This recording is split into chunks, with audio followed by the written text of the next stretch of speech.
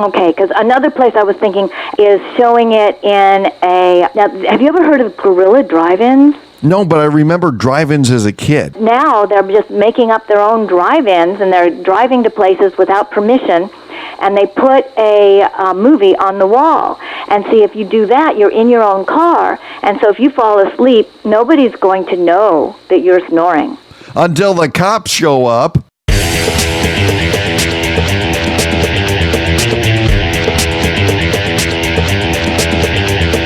Welcome to You Are the Guest, a weekly show where you can be the guest and tell people what you and your friends and neighbors think about news, events, and issues of the day. It's part talk show, part opinion poll, part reality show, and a whole lot of fun. And it's completely dependent upon your participation as a guest. To be considered as a guest for a future show, check out the website at www.youaretheguest.com for details. Now here's your program host, Bill Grady. Greetings from the great city of Fort Dodge, Iowa, and welcome to show number 87 of You Are the Guest, the show where we talk to everyday people just like you and me about their lives and about the issues of the day. Our guest today joins us from Los Angeles, California. Sondra, welcome to You Are the Guest. Well, thank you very much. I'm very glad to have this opportunity to especially to talk about movies that put the audience to sleep. Sondra, could you tell our audience about yourself? I am a filmmaker, and I have done some little things before, but I am just so excited about my first independent feature film, webcammurder.com, and not just that it's a great movie in itself, but it is the first movie in the film sleepy genre, movies that put the audience to sleep. Film sleepy genre. Yeah, which is so necessary today. And I know that there are a lot of filmmakers who will tell you movies shouldn't put you to sleep. Why go to a movie? It's going to put you to sleep. But I think those people are just operating under 100-year-old assumptions, as if it were like 1903 when they were doing the great train robbery, and they were trying to make people all scared and upset in movies. They're still doing that, and they don't realize that our lives have changed, and being scared and upset is the last thing we need. So do you see yourself as a visionary? A video visionary, yes. You said it before I did. I thought I was going to be one of those self-described people, like they used to say, Michael Jackson, the self-described king of pop, and I was going to be the self-described video visionary, but you said it first. What is the difference between visionary and crazy? I think it's the same thing. I think it's just looked at from a different point of view. So you could also be considered as crazy, too? Yeah, but not self-described. Okay. That's the difference. Most crazy people don't describe themselves as crazy. They describe everybody else as crazy. We just sit around and we do our thing. And it's everybody else that doesn't get it. That's the problem that I have encountered. And, as I started to say about how people they're making movies from 100 years ago rules, and even farther than back than that, people had these rules, Aristotle and all those people about how to make a creative project, a stage play or whatever. And our lives have changed to the point where we are just bombarded with too much information. I mean, look at now, you don't just have a telephone. You don't just have a telephone that you take with you every place you go, and you're open to people calling you, and you always remember somebody you have to call, and then you have to text some people. And then something happens that might go on the news if somebody took a video of it, so you take your telephone and you take a video of it and you send it to CNN or some other station. There's no way to get away from anything except to sit in a darkened movie theater or to rent a movie and put it at home, put it on, and take a nap. Or you could just turn all that stuff off. Yeah, but we're too hyper now. It's hard to turn off your mind. So I think but if I choose to turn off my cell phone, number one, that takes off a lot of stress right then and there. So everything that you described is a choice. It's a choice, but how many people turn off their cell phones? Even in places where they say, you've got to turn off your cell phone, there are plenty of people who are going to leave them on because they're expecting a call, something might happen, they're nervous about it. But from all the conversations that I've overheard, seldom the person is running out of the store saying, "Oh my God, my house is on fire." Usually I find out more about their personal lives than I ever care to know about. And what do you mean you find out more about their personal lives? Well, for example, you say, well, they got to have this phone right next to them just in case they get that one call. Uh-huh. And when people have conversations on their cell phones in public places, they talk louder than anywhere else. And you just go, okay, well, it just sounds like she just told her boyfriend to kiss off. And now she's also calling all of her friends on what she told the boyfriend. See, what you're saying is even if you turn off your phone, everybody else's phone is on, and you hear all of their conversations, and you know everything about everything that is going on in the entire world, and it's so hard to get away from it that even if you just sit at home, you can't relax. You need something to relax you, and that's why I'm saying if you have a movie that puts you to sleep like mine does, you're far ahead of the game. You're going to be renewed. Your whole spirit is going to be renewed by seeing my movie. Plus, people will tend to wake up in time. Like, my movie's 85 minutes long. So if you wake up just before the end of that 85 minutes, you're going to see the credits, and you're going to see movie by Sondra Lowell. So you're going to think, you don't know even that you had a great, wonderful dream. You're going to think it's my movie. And you're going to thank me and say, what a great director. And you're going to really feel just so fantastic like you've never felt before in your life after seeing that movie. Right. See, you're even agreeing with me. Thank you. I'm going to put that down as an endorsement of the film. Okay. Here's another question for you. What's the difference between a boring movie and one that puts the audience to sleep? There's no difference at all.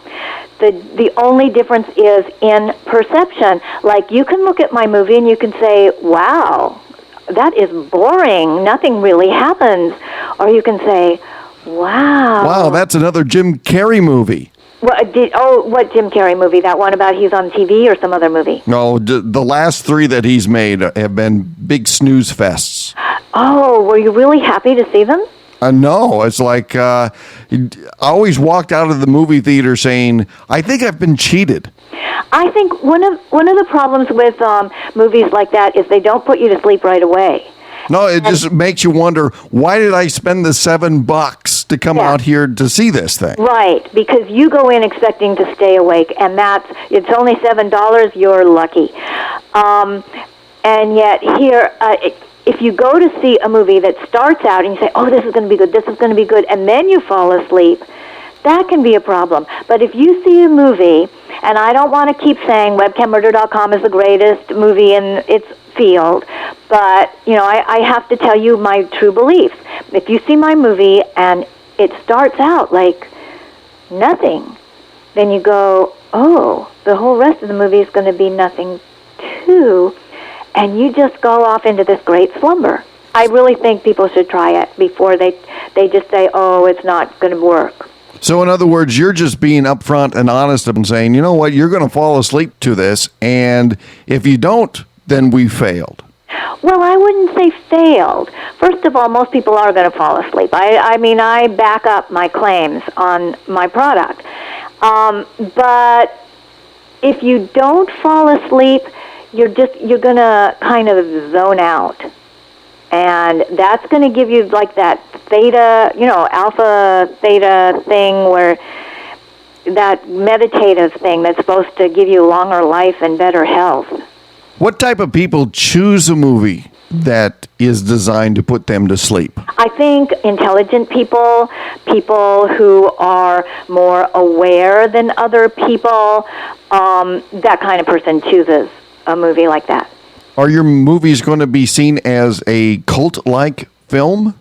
Well, it depends. It can be a cult if everybody keeps watching these other movies. Because, okay, to tell you the truth, there is I don't want to call it a conspiracy, but there are people in Hollywood who would like to prevent movies like mine from being seen. They would like to prevent the media from covering them.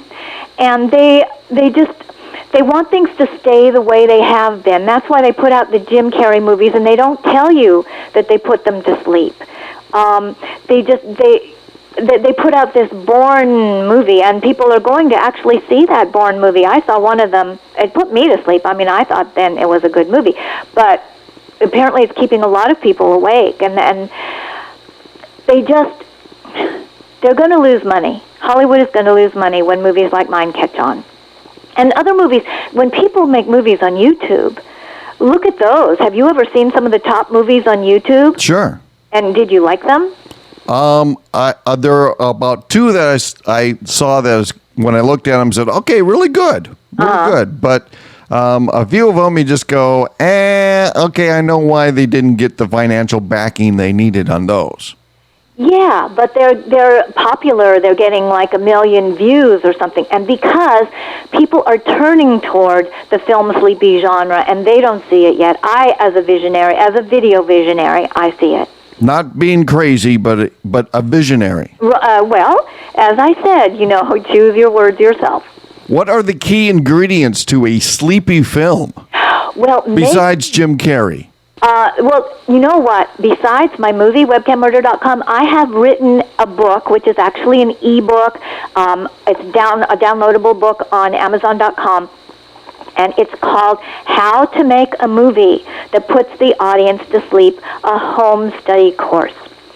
And this tells you some of the ingredients that I was able to impart through a book, such as whether it's going to help your career, how to get the money, how to do post-production, how to write the script and stuff like that. But I can tell you from my own perspective, I found that the thing that made it really, really helpful to help people get to sleep was I kept telling everybody, all my actors, pause between everything you say. Just pause.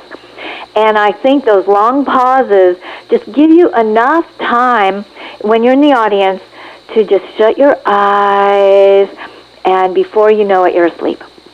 And I find it worked very well. Or you've hit the off button. Well, you can do that, but if you do that, your mind might take over because your mind is so programmed to always be on. We are always on alert these days. Can I throw out maybe a chink in the armor, if you will? Right. Okay, try. Will these films ever make it to TV? Will TV? Because it seems like, to me, TV wants people to pay attention and stay awake to the next commercial break.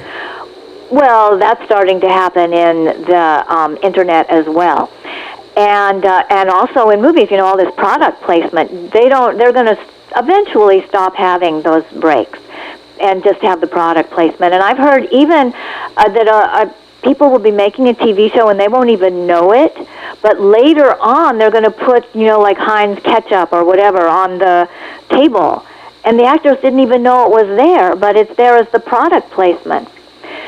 So will film sleepy movies make it to TV? It depends on if TV lasts. And I think TV is going to make it to the Internet. I think that we're in the process of that happening right now. Oh, absolutely. And the more things that go on the Internet, the more likely people are to end up accepting movies that put them to sleep. The Internet is actually more boring than television. Well, there's also more content on the Internet. Far more content to just drive you completely insane or visionary. So what is the commercial potential for sleepy films? I mean, do you see this as being something on DVDs and VHS? Webcammurder.com is available at Amazon on a DVD and also for download. So it could be, these films can be delivered in any way that any other film can be delivered. One thing I just had a world premiere screening of webcammurder.com, and we had it at an internet cafe. It's called the Grounded Cyber Cafe in Sherman Oaks, which is not that far from Hollywood, where all the big movies get their world premieres. What was really great there was that some people were on the computers while the movie was being shown, and it didn't disturb them at all. So you can show these movies any place, and people will not be disturbed. What I really, really wanted to do for my world premiere, and what I still would like to do, if it's at all possible, is show webcammurder.com and my next movie that's coming up, to show them in a mattress shop. And in the mattress shop, each person would get to lie down on a bed, and as the movie plays, they would get to fall asleep. And I wanted so much to have my world premiere at a mattress shop. Not a single mattress shop returned my call. And why do you think that is? I think because it turns out that mattress shops, they're not owned just like mom and pop operations. They are actually, they're owned by big corporations. And I think all the big corporations get together and they have like their subversive meetings, and they say, like, the big corporations from the movies get together and they say, do not show movies that put people to sleep in your outfit, in your establishment, because... Do you honestly think they had a conference in a specific meeting just on that one topic? They have meetings on all kinds of topics, and these things come up. I'm not saying they would have, let's have a meeting about do not show movies in mattress shops. No. But everybody knows that big corporations work in concert. And, I mean, everybody, like if you're a Republican, you think some certain groups are the ones that are subversive and are ruling the world. And if you're a Democrat, you think other groups are subversive and are ruling the world. And I'm not a Republican or Democrat, so I can think they're all ruling the world. Paranoia is a symptom of being crazy. Well, paranoia is a symptom of being alive in the 21st century. And that's why movies that put people to sleep are very helpful. Paranoia is also a symptom of not getting enough sleep. So, how much sleep do you get per night? Less and less, except if I decide to watch one of my movies, even editing them. Do you ever get bored of your own movies? I'm bored with them, did you say? Yeah, do you ever get bored with your own movies? Do I ever get bored? It took me 5 years to edit webcammurder.com. Do you think I was excited every minute of those 5 years? It was driving me nuts. So did you do a little bit, then fall asleep, and then do a little bit, then fall asleep? Yeah, and then I'd have to go back again and say, now where did I fall asleep in this movie? So it's much more difficult to be the movie maker because you have to stay awake for certain portions of your job. Okay, here's another scenario. Mm-hmm. Let's say that the sleepy film gets put out on DVD. Right. And these DVDs are then played in cars because a lot of cars have DVDs. Do you going to have this big warning sticker on there that says, whatever you do, don't play this DVD while you're in your car? I haven't had to put those stickers on yet because most people do not have it's against the law in California where I live. You cannot have a movie player or DVD player in the front seat as far as I know. It used to be against the law anyway. Yeah, but a lot of people have it in the back seat. And, right. And could it be possible that the audio, which is a big part of the film, could also be hypnotic and put people to sleep? It could be. It could contribute to it. I think that you have to have the audio and video together because part of it is that it's not that loud. There's not that much noise happening, whereas a driver, that would allow them to concentrate on the road. Or put them to sleep. Well, yeah, but if not having a lot of sound puts them to sleep, then... Oh, I see what you're saying, because they might listen to the radio or stuff. Okay. Or talk on their cell phone or something like that. I could call up Amazon and I could tell them you've got to put this new warning label on it. Yeah, warning, do not use while driving or operating heavy machinery. Exactly. Or flying airplanes. Yeah. Boy, just think of that. I mean, just think what would be the potential of putting that on an airline. Oh, well, it might help in cases of, the kind of horrible things that have been happening in the airlines, that everybody's scared about. Yeah, put the terrorists to sleep. Yeah. And then grab their guns or their bombs while they're sleeping. That would, yeah. I think that in that case, it would be really good, because if you're sitting next to someone, you never really know, how people get reported and they're not terrorists, because instead of reporting them, you just keep a copy of my movies. And you'll take one and you'll give it to the person you think may be a terrorist and say, oh, this is a really good movie, watch it while we're in the air. And then they fall asleep and they forget all about the terrorism. It really does calm people, and calm people do not commit that kind of an act. You have to really, really be a radical just mentally, emotionally, in order to do something like that. But wouldn't you also have to translate into Arabic? But they're going to pretend that they understand English, and that may even put them more to sleep. Gotcha. Oh, and I wanted to tell you, now that we're talking about the effects of these movies, my second movie, which is not finished yet, is called Sublime Crime, a Subliminal Mystery. And Sublime Crime is subliminal. And it's so great because it's a mystery, but none of the clues are on the screen.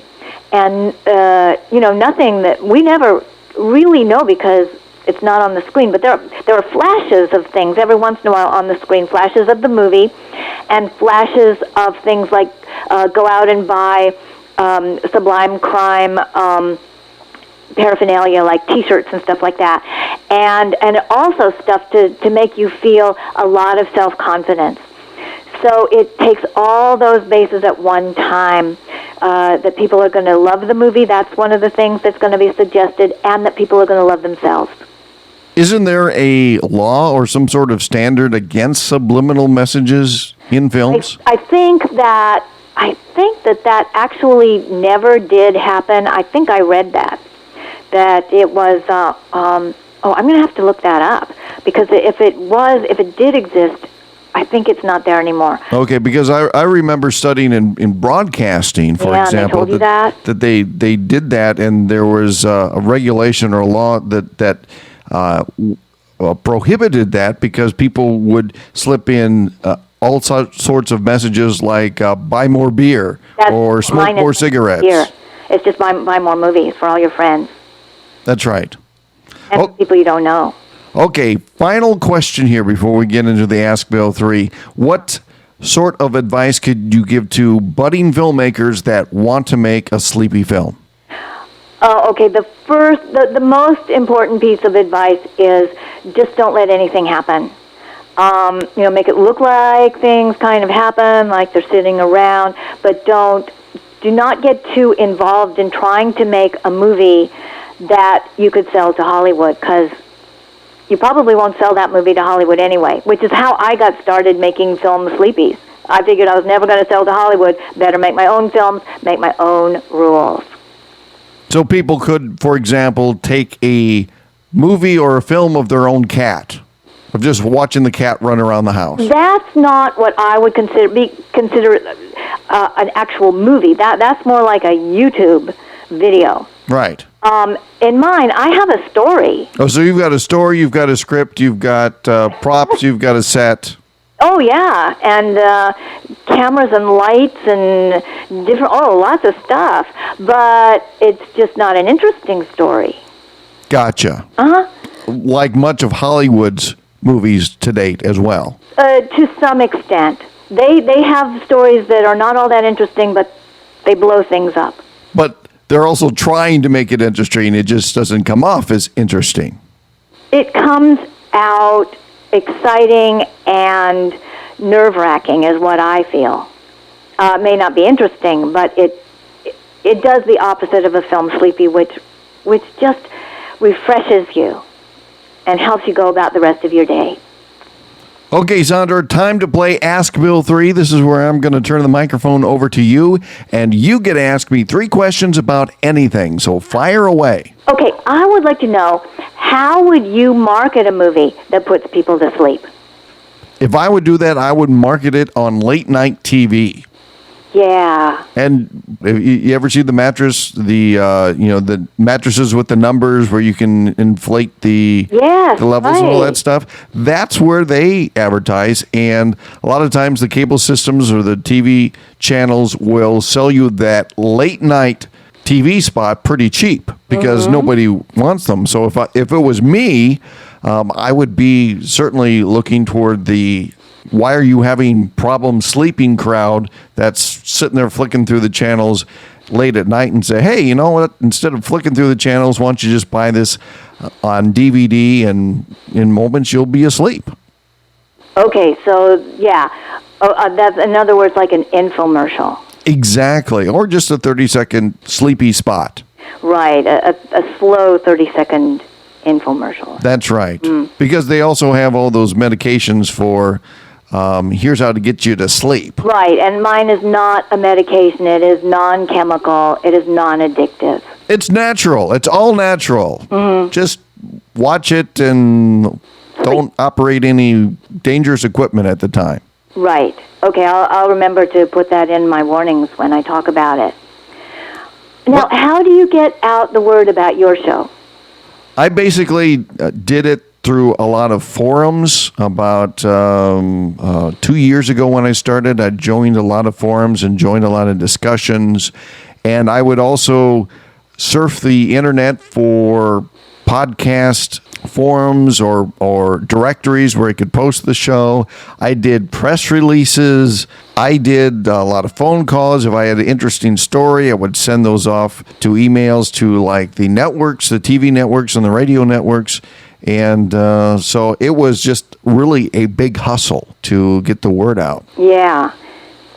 And how well did that work out? Did you get a lot of response, free publicity out of it? Oh yeah, I mean, because of doing all that stuff, it also generates other publicity. For example, our podcast was highlighted in USA Today as one of the top 3 podcasts, and it was picked out by a celebrity, Alan Colmes.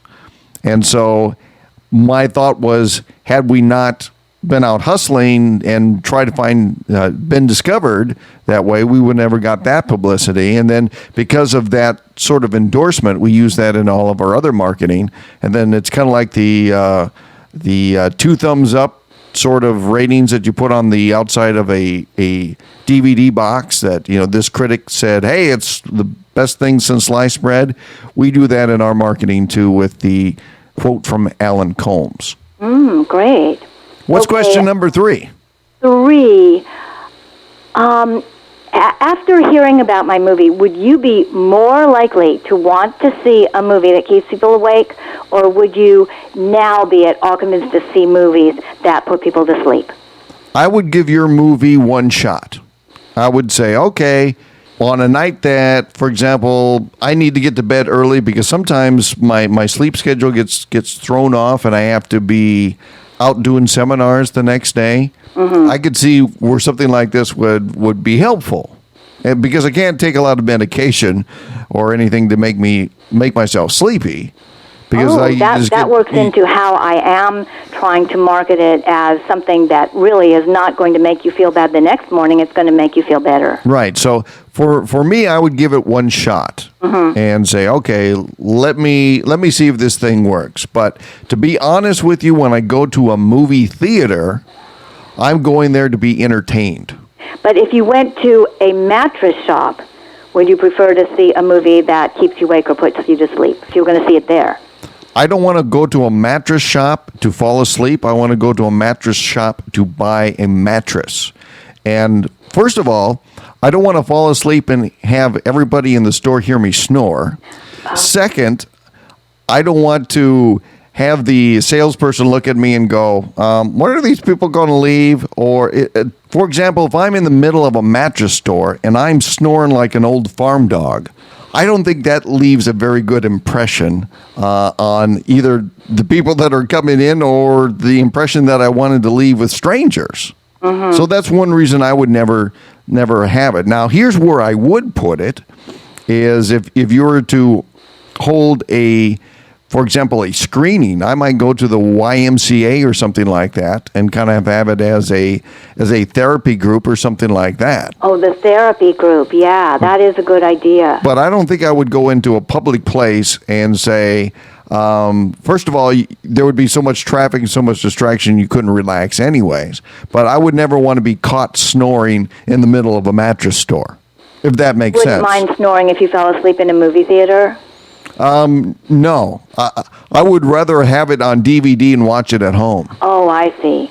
Okay, because another place I was thinking, and that you reminded me of, is showing it in a.